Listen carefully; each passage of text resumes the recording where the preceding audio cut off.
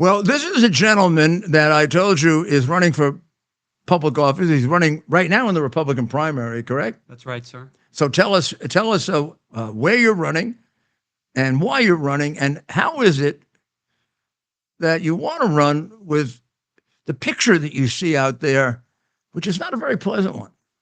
Well, let me start with that last question. You're right. It's not a very pleasant one, and that's exactly why I'm running. Our country is heading in a very terrible direction, and the time has come for good people to stand up and do something about it. I'm terrified, like you said earlier in the show, that we're in danger of losing our country, and we have to take action now. So the seat I'm running for, Mayor, is District 22 in Florida. It's all in Palm Beach County. It's actually President Trump's home district. Right. Literally, we're sitting right in the middle of the district right here. This is a seat that's winnable this year. I did run in 2022 against a 5-term incumbent, and in a very bad year for Republicans, I still managed 45% of the vote.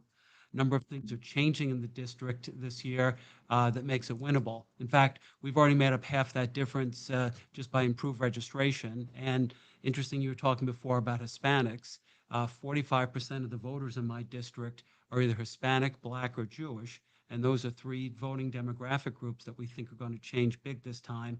I'm feeling very good about my chances this year, sir. I see you have, God bless you, you have an Israeli flag on with the American flag. Yeah, it's a good time to be wearing it. Yes, sir. So I actually was wearing this pin before October 7. It was one of several I had in a rotation, but it's the only one that I wear right now. And people ask me, well, how long are you going to wear it? Well, until we have something to celebrate. I'm not exactly sure what that is, but not until we have something to celebrate. Well, I think we have to say the destruction of Hamas. I think that would be the elimination of at least one of the terrorist groups that wants to destroy the Israelis and us. Yeah, and or hostages coming home. But yeah, something those would be all things to celebrate. So your primary is kind of late, right? And then the election, of course, is in November. It's August 20, which is unfortunate. That's the way they do it here in Florida, but it's one of the latest in the country. And you're right. After that, it favors incumbents, unfortunately, because once you have a winner, you then have to scramble very fast to get ready for the general election. And like I said, last time around, I still managed to get to 45%. This time, I'm light years ahead on every possible measure, much more prepared, and I'll go into that general much better prepared than last time. We're going to win this year. Boy, that is real. Now, so how do people get in contact with you and send you money and support and volunteers and whatever and all that stuff that you need to win? Sure. So I have a website. It's dan4usa.com. That's the number 4 gets you there, dan4usa.com. If you're liking what you're seeing, you can sign up there to volunteer. You can sign up to get on my newsletter. I do not sell my mailing list, so please be encouraged to do so.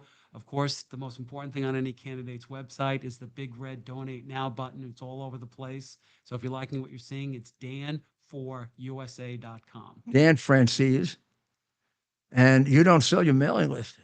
And you got Jake advising you? All right. We'll have to talk about that one later. How many times did you sell my mailing list, Jake? No times? Come on. And we have up on the screen for USA.com. What a great website for someone running for office in America. Dan4USA.com.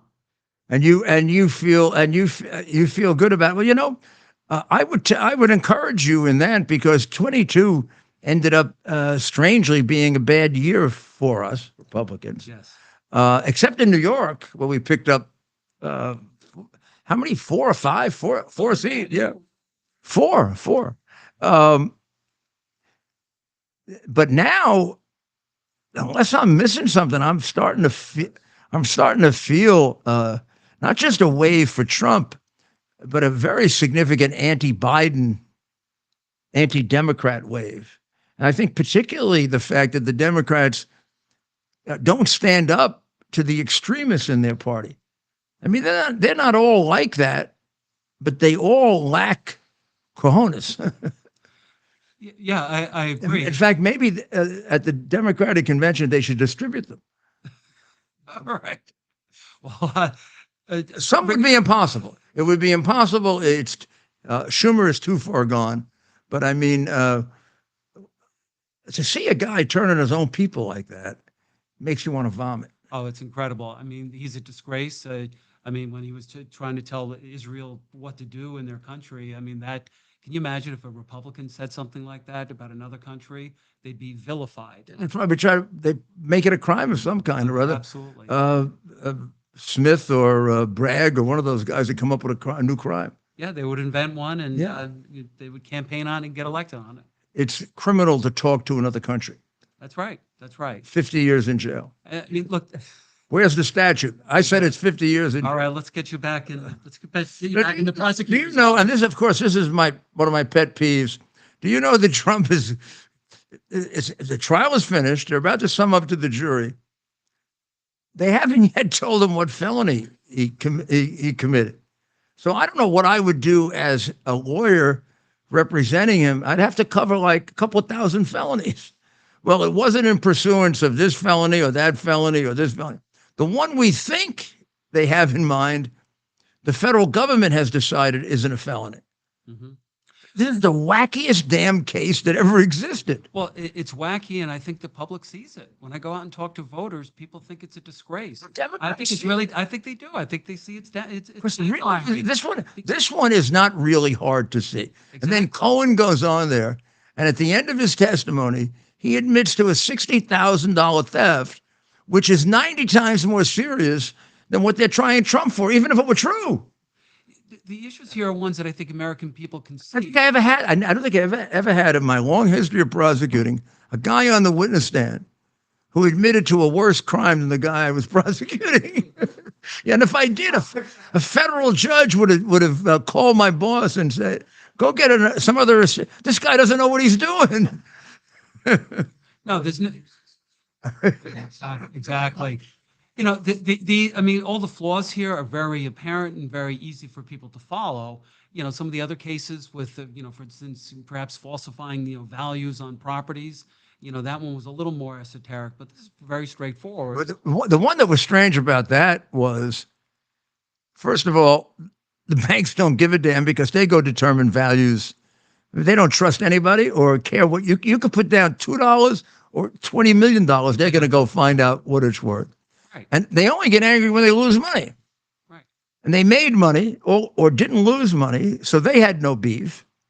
But the one that really was weird is there were no damages. Well, exactly. Nobody lost money. Well, that's So how do you come up with damages? 345 million times zero is zero. Well, that's right. And like you said, the banks do their own independent evaluations anyway, so it doesn't matter what he puts in his own books. The smart money knows how to protect itself, and they do. And they didn't lose money because these properties were quite valuable. This has to be fixed. Maybe it's because I'm a lawyer and I devoted my life to prosecutions and all, but it seems to me this is maybe the first thing that we have to fix, because you can't have an unfair justice system. And you can't have all these people like those poor January 6 people who are being treated like, it's like the Japanese internment. The descriptions and the pictures I see of the prison they're in. I ran the Federal Bureau of Prisons. I don't ever remember seeing a prison like this in the Federal Bureau of Prisons. It looks like something in the Gulag. Soviet Russia. Do we have easily available Fanny Ho's famous admission of where she got the cash? Yes, I just had to make room for another video, but I'm going to pull it up here in a matter of seconds. So Because this one astounds me. I want you to react to this. This one really astounds me. Cohen admitting to the 60 grand larceny was one thing, and nothing being done about it is another. And that's even above Bragg's number for not prosecuting. Mm-hmm. He used to say it was 1,000, but it's now more like 5 or 10 for not prosecuting. He has prosecuted less than half the cases that cops bring in. You have it now. This is Fanny the Ho. I'm entitled to call her Fanny the Ho because she wants to put me in jail for the rest of my natural life for being a lawyer, for representing my client based on things I had from other people. But the reason I'm going to play this is that nobody's reacted to it, which gives you a sense of what Daniel Patrick Moynihan once said was defining deviancy down. He said that we're getting so immune to crimes and we don't even notice them when somebody announces them. So she is now explaining during her examination or cross-examination where she came up with the cash to reimburse her boyfriend. So the contention was that he got $1 million, a non-criminal lawyer, a non-litigator, no expertise on the RICO statute. And I'm going to tell you, because he questioned me for 4 hours, a true buffoon. And she generated $1 million for him. And a lot of it was used to go on like 5 vacations that they both went on. So she said she paid her part of it, but there's no record of that because she did it in cash. So now the question is, how does Fannie the Hoe have, you may have some ideas, but it's not what you're thinking. How does Fannie the Hoe come up with this money? She's now going to tell you. I took out a large amount of money on my first campaign. I kept some of the cash of that. Like, to tell you, I just have cash in my house. I don't have as much today. We couldn't hear her. Oh, we gotta play it again so you can. So we're gonna play it again so our guests can hear the video. Well, I want to hear it too, because I don't believe it. I took out a large amount of money on my first campaign. I kept some of the cash of that. Like, to tell you, I just have cash in my house. I don't have as much today. Play it again. She had money from her. I took out a large amount of money on my first campaign. I kept some of the cash of that. Like, to tell you, I just have cash in my house. I don't have as much today. How do you take campaign cash and use it for a vacation? $1 million, how much? $1 million? We don't know how much. It would probably be more like about 300,000 or 400,000. Oh, okay. But That's all right then. But I mean, Deal. when she said that, what I'm used to is the judge would say, "What? Did you just say you took money out of your campaign fund for reimburse him for vacations? Geez, we started with a conflict and we're ending with a felony." Nobody is investigating that. Nobody, the press doesn't even pay attention to it. That's a remarkable admission of a woman who, you know, didn't fall very far from, the branch didn't fall very far from the tree. Her father was a Black Panther. And but this gives you an idea how crooked they are in Fulton County, Georgia. So everybody there, including the judge who just got reelected, hears it, and they don't react. Even my lawyer didn't react to it until I told him. Oh my God, yeah. They'll bring a case against her. Sure, absolutely. I mean, plus the lawyers should have been up off their feet.